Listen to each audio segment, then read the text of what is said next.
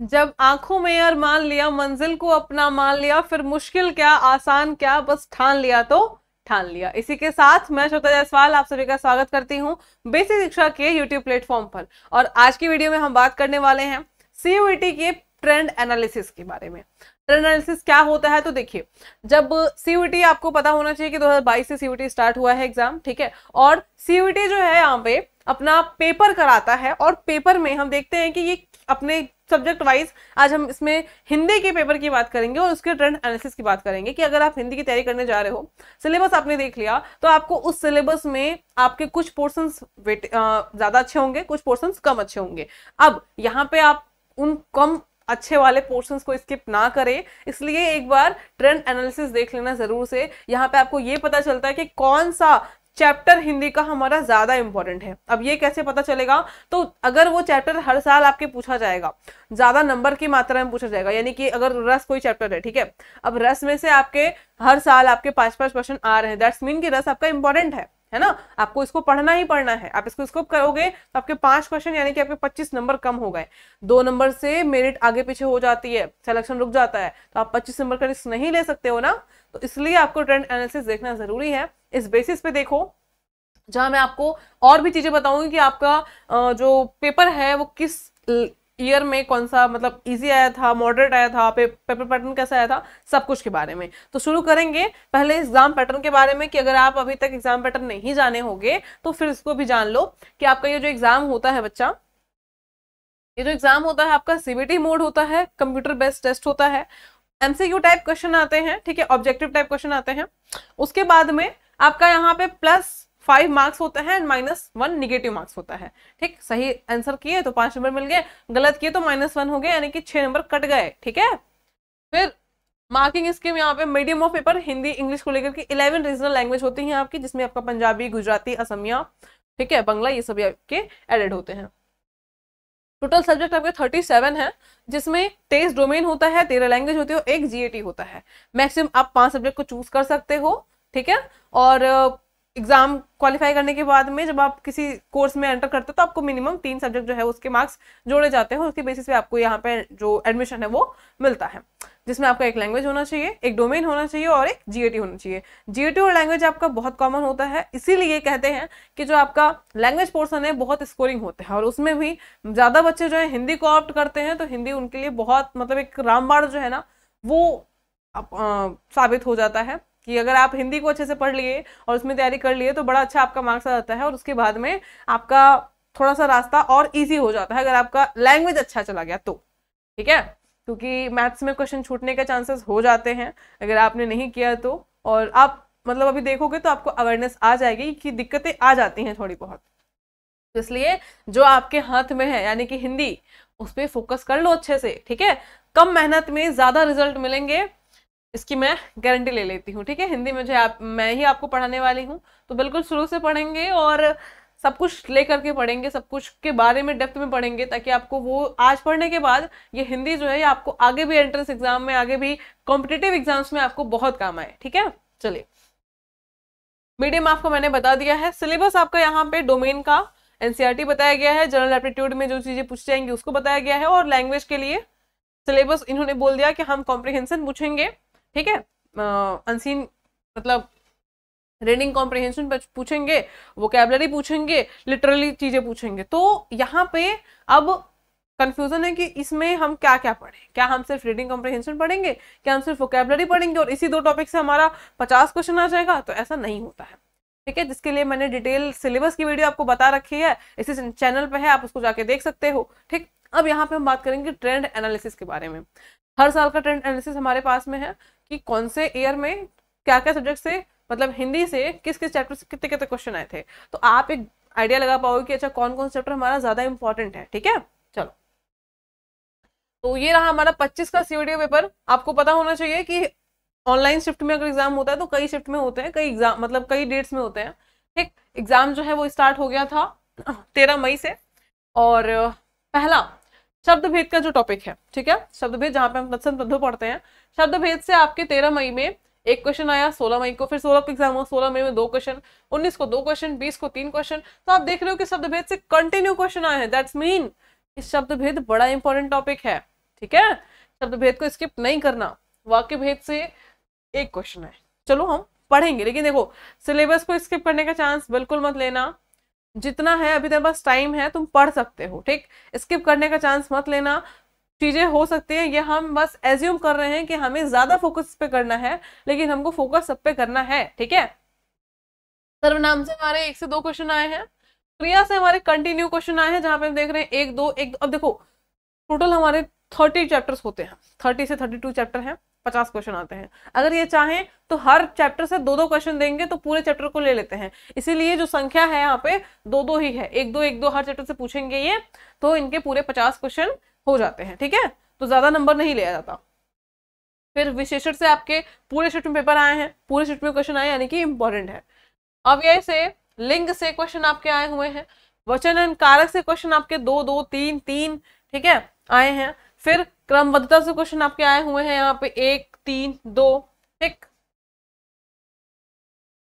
वर्तनी से क्वेश्चन आपके कंटिन्यू आए हुए हैं, और यहाँ पे आपके 28 मई को शिफ्ट 1 में 4 क्वेश्चन आए हैं वर्तनी से, यानी कि 20 नंबर, ठीक है। आप नंबर ऑफ क्वेश्चन मत देखो, आप मार्क्स देखो।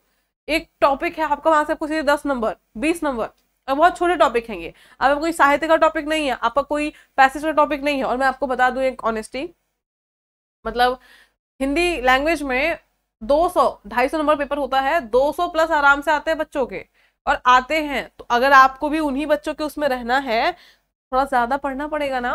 चलो, अशुद्धि शोधन तो यहाँ पे क्वेश्चन 1 2 आए हैं, but this is also important. उपसर्ग प्रत्यय आपका कंटिन्यू पूछता है।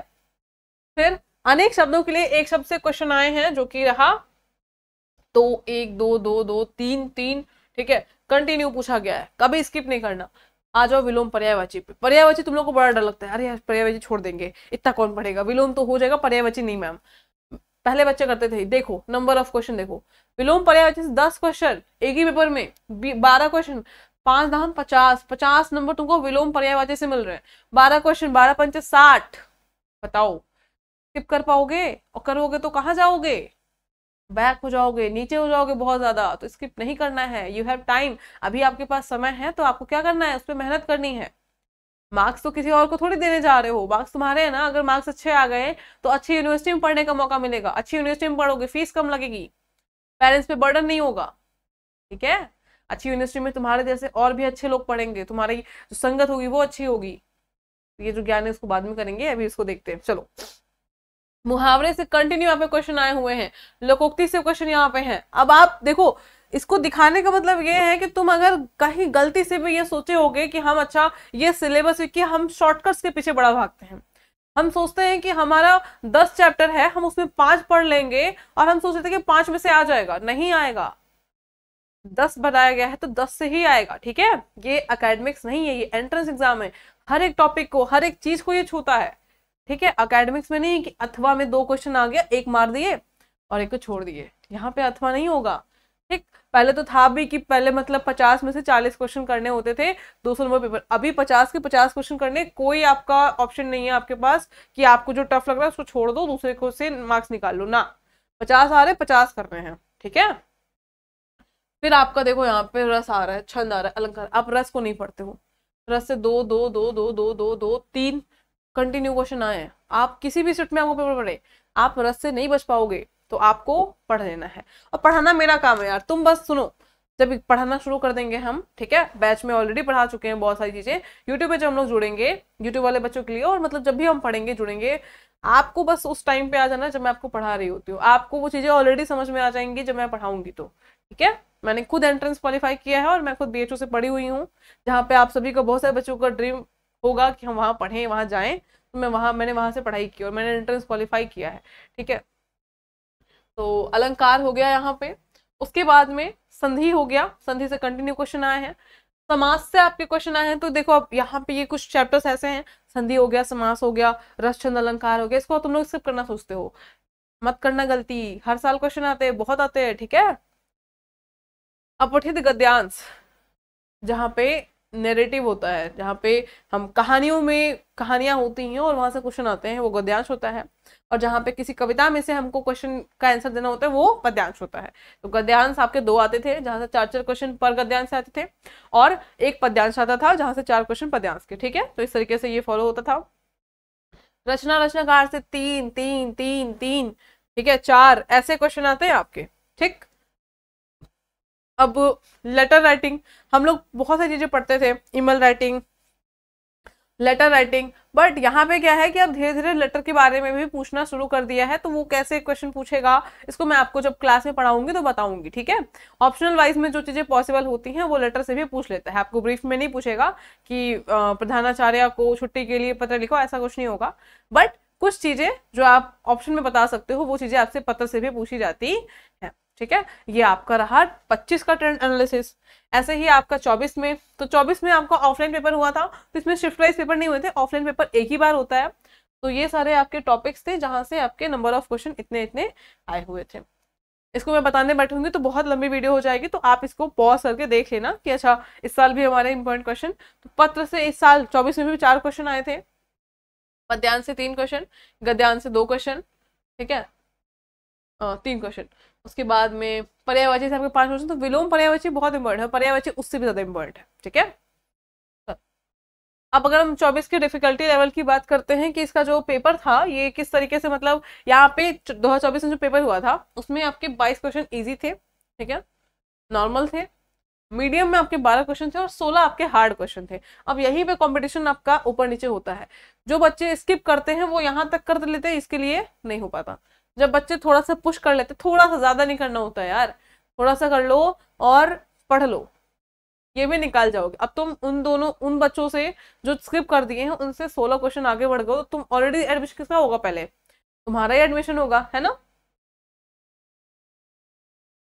इसमें जो मैंने आपको भी आपको बता दूं कि पहले एमसीक्यू का पैटर्न होता था कि एक क्वेश्चन पूछा, 4 ऑप्शन दे दिए। अब कंपटीशन बढ़ गया है, तो इन्होंने कंपटीशन को बीट करने के लिए या फिर थोड़ा सा और टफ बनाने के लिए इन्होंने थोड़ा क्रिएटिविटी की है। अब क्रिएटिविटी क्या है कि एमसीक्यू जो क्वेश्चन आता है ना, उसमें इन्होंने 4 पैटर्न खोजा है। ये पहला तो एक क्वेश्चन पूछेंगे, 4 ऑप्शन देंगे। दूसरा होता है कि आपको 2 स्टेटमेंट दे देंगे और 2 स्टेटमेंट में 4 ऑप्शन देंगे, बताओ कि कौन सा स्टेटमेंट सही है, क्या पहला दूसरा दोनों सही है, क्या पहला दूसरा दोनों गलत है। तो आपको थोड़ा सा ज्यादा नॉलेज रखनी पड़ेगी, ठीक है। और स्टेटमेंट वाले में यूजुअली डेफिनेशन आती है, तो डेफिनेशन को छोड़ने की गलती मत करना। आई नो कि जब हम स्कूल में पढ़ते हैं तो हम डेफिनेशन स्किप करते हैं, वी डोंट लाइक डेफिनेशन की, अरे डेफिनेशन कौन पढ़ेगा, सीधे कॉन्सेप्ट पे आते हैं, सीधे फॉर्मूला पे आते हैं और अप्लाई कर देते हैं। डेफिनेशन पूछता है, ठीक है।